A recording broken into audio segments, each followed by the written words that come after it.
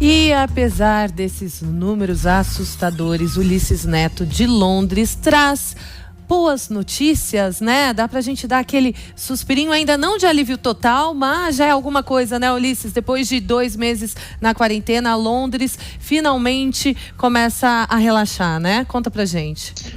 É isso, Kalina, é a tendência aqui na Europa, né? Em Londres, agora meio-dia mais 46 minutos, um dia espetacular de primavera, com calor, sol forte, nenhuma nuvem no céu e termômetros marcando 23 graus em Westminster. É preciso fazer uma ressalva importante antes de falar da situação da Europa, né?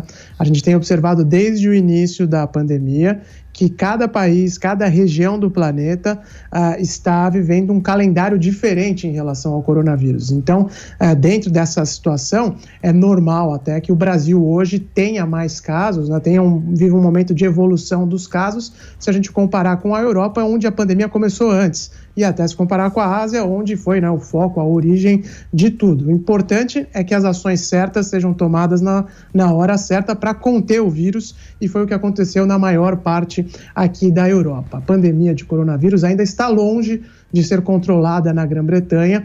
Os dados de ontem confirmam que o país já se aproxima da marca de 250 mil casos confirmados, né, com quase 36 mil mortes. Mas a tendência de queda está se confirmando diariamente e a capital do país tem números animadores.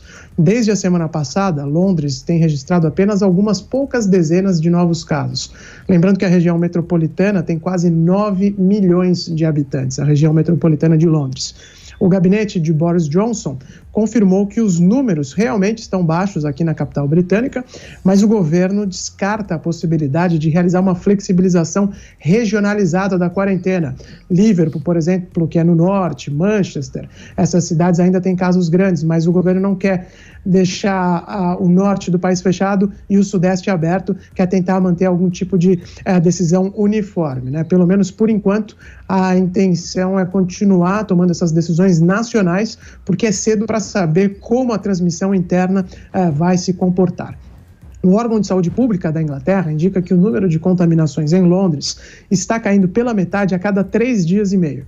Segundo o jornal londrino Telegraph, 6 dos principais hospitais da capital não registraram mortes por Covid-19 nas últimas 48 horas. Essas informações são extremamente positivas para a Grã-Bretanha, não apenas pela saúde pública, já que Londres foi o pior foco da doença, né, no país, mas também pela economia. A cidade é responsável por 25% do PIB britânico, o quarto de tudo que é produzido na Inglaterra sai aqui de Londres, e o PIB do país está sangrando, né? Milhões de libras a cada hora que a Grã-Bretanha passa em quarentena.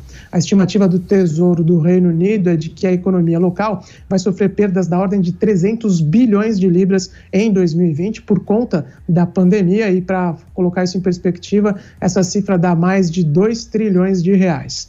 Neste momento, o governo está bancando os salários de 10 milhões de funcionários do setor privado para evitar o desemprego em massa.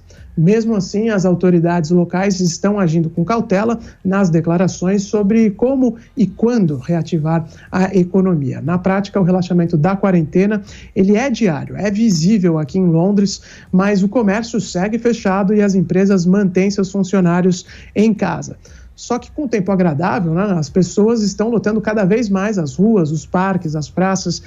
Imagens do litoral da Inglaterra mostram praias lotadas nesta quarta-feira, quando a temperatura no país chegou aos 27 graus. E deve acontecer a mesma coisa hoje também, né? Os termômetros estão subindo bastante por aqui. Por isso a mensagem oficial continua a mesma. A quarentena deu resultados importantes para a Inglaterra, mas ainda é cedo para comemorar. A complacência, depois de tanto esforço coletivo, deve ser evitada a todo custo. Kalina.